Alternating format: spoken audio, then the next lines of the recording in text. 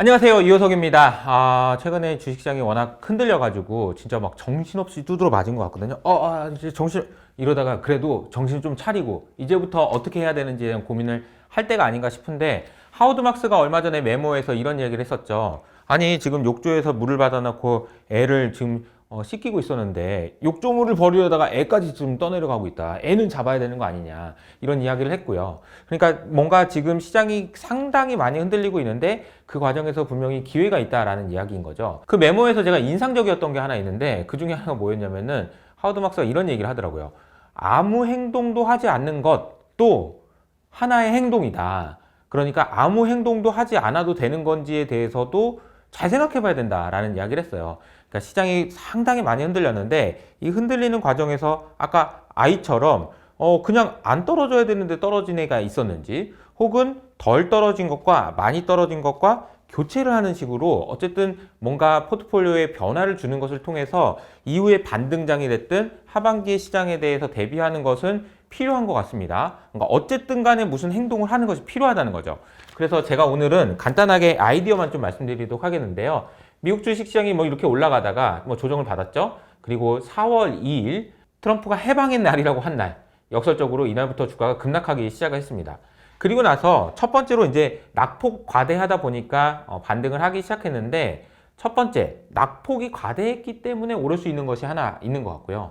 두 번째로 제가 생각할 때 중요한 개념은, 이 정도쯤 올라오게 되면 위에서 누르는 힘도 상당히 강력할 것 같아요. 어떤 힘이 있는지. 그리고 세 번째로는 이렇게 하고 나서 다시 또 갈 수 있는, 시장이 올라가든 빠지든 상관없이 올라갈 수 있는 힘은 무엇인지, 이 세 가지로 나눠서 설명을 드려보도록 하겠는데요. 첫 번째는 이 낙폭 과대인 거잖아요.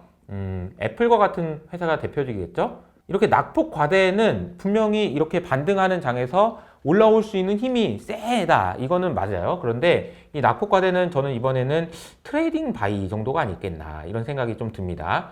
왜냐하면은 뭐 이게 계속 할 수도 있지만, 많이 빠졌다는 이유만으로 오르는 거는 잠깐 사가지고 오르면 팔고 이런 정도의 플레이는 가능하겠지만 지속 가능하진 않다라는 거죠.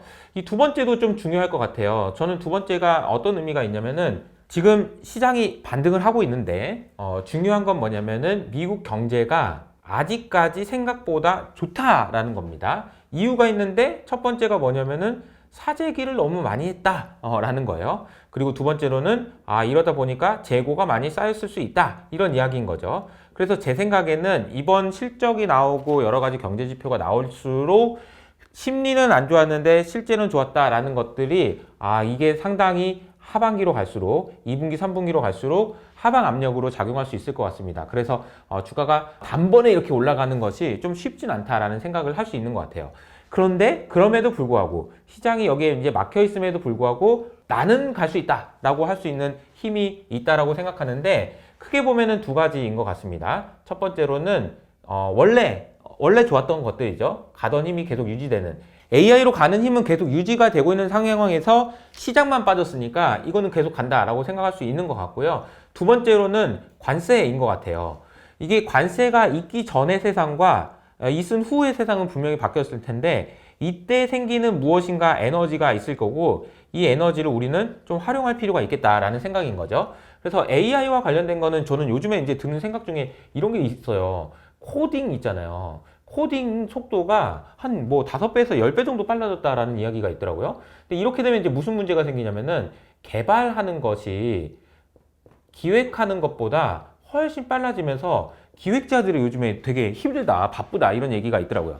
근데 반대로 생각해 보면, 할 일이 많았는데 개발할 수가 없어가지고 답답했다, 이런 회사들한테는 진짜 큰 호재죠. 근데 할 일이 없는데 개발하는 사람들이 시간 다 빨리 개발하고 놀고 있다, 이거는 진짜 문제인 거잖아요. 저는 그래서 주목해서 보셔야 되는 게, 할 일이 많아, 이미 할 일이 진짜 많았는데 개발 속도가 빨라지니까 더 날라가, 이런 회사들이 되게 수혜를 보지 않을까라는 생각이 들고, 계속 말씀드리지만 대표적인 회사가 팔란티어 아닐까, 이렇게 생각을 합니다.